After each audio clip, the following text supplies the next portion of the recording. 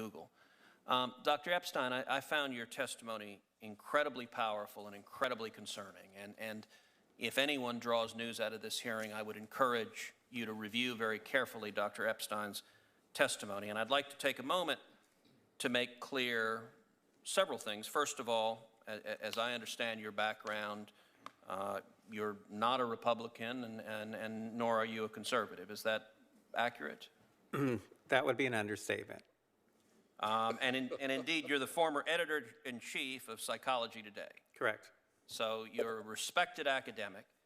You testified before this committee that Google's manipulation of votes gave at least 2.6 million additional votes to Hillary Clinton in the year 2016.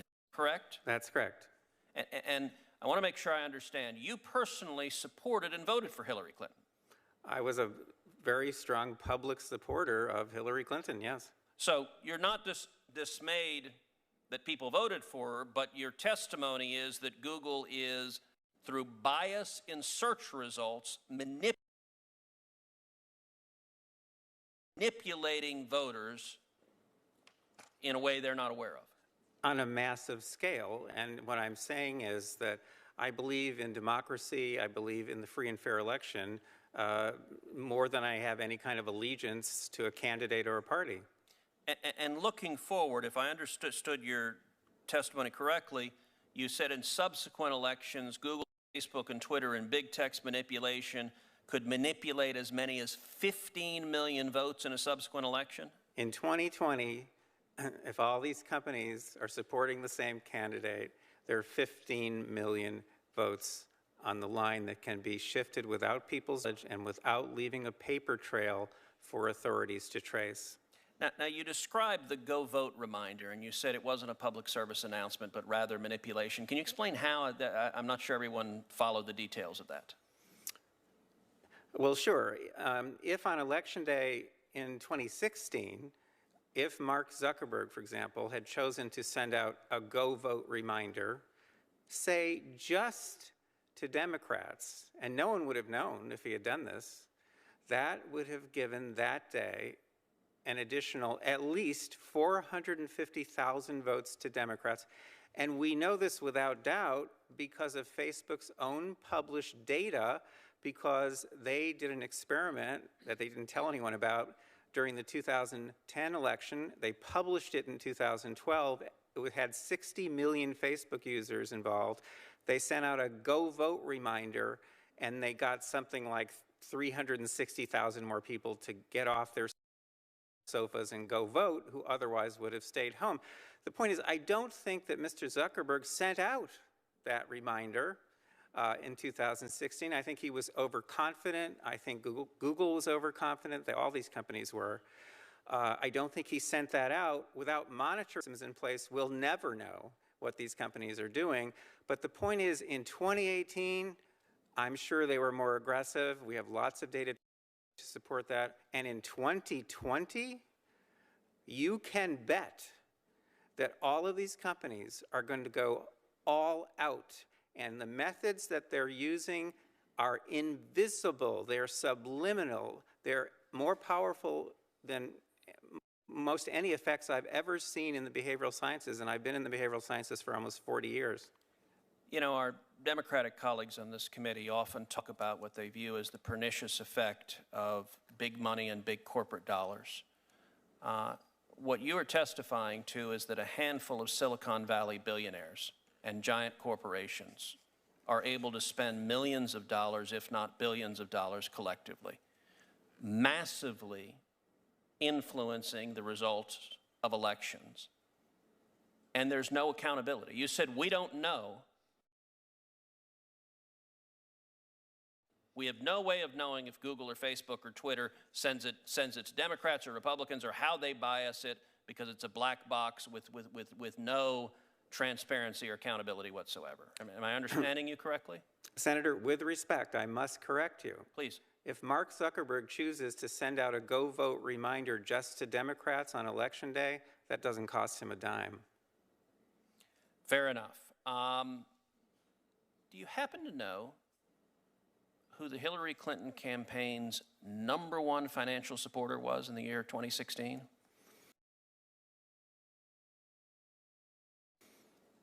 I think I do, but please remind me. The #1 financial supporter of the Hillary Clinton campaign in the 2016 election was the parent company of Google, Alphabet, who was our first witness. They were her #1 financial donor, and your testimony is, through their deceptive search methods, they moved 2.6 million votes in her direction. I would think anybody, whether or not you favor one candidate or another, should be deeply dismayed about a handful of Silicon Valley billionaires having that much power over our elections to silently and deceptively shift vote outcomes. Again, with respect, I must correct you. The 2.6 million is a rock bottom minimum. The range is between 2.6 and 10.4 million, depending on how aggressively they used the techniques that I've been studying now for 6.5 years. Wow, could you just say that again, please? The 2.6 million is a rock bottom minimum.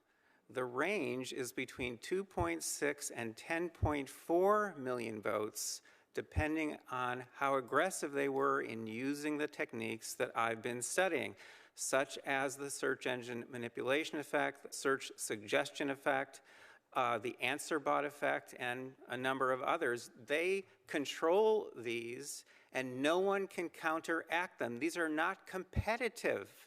These are tools that they have at their disposal exclusively. If any headline comes out of this hearing, that should be it.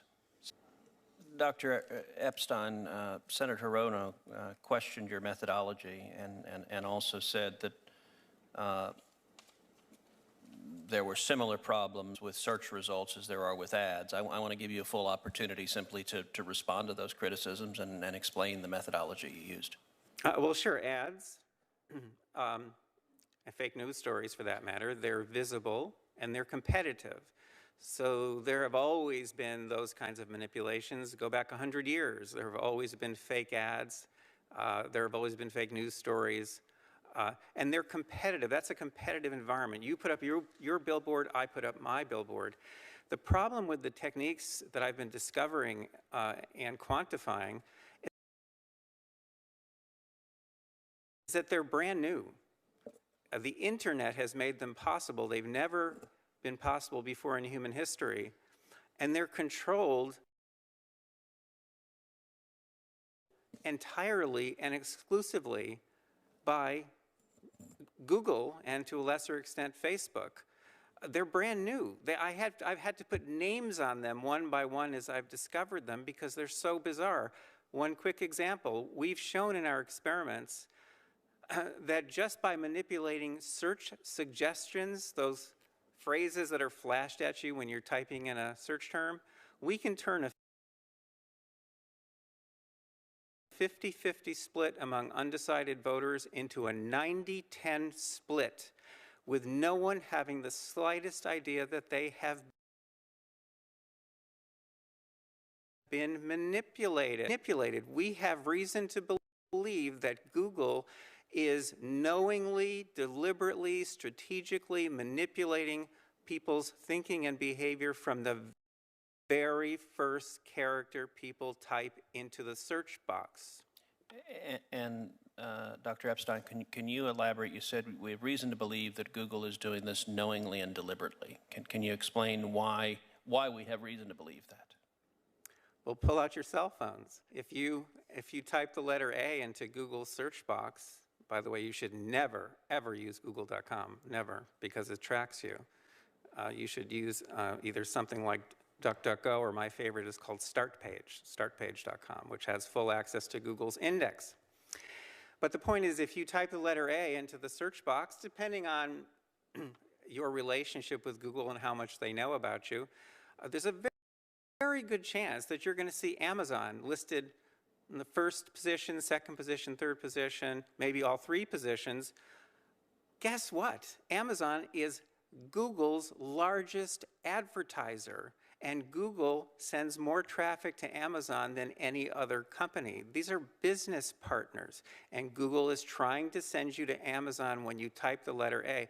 Type in the letter G. For what it's worth, I just typed A. I got Amazon, Area 51 raid, and Amazon Prime. So those are the 3 Google suggestions, 2 of which are Amazon. Wow, that's actually something, because I'm assuming you don't block them in any way, so they know all about you, and they're still trying to send you to Amazon and Amazon Prime. But type in the letter G and you'll get something different. If you type in the letter G, there's a good chance you're going to get a list of Google products. They're trying to send you to Google. And the lesson here for all of us is, if you start a company, make sure the name of it does not begin with the letter G. Thank you very much. Thank you to each of you for very illuminating testimony. I appreciate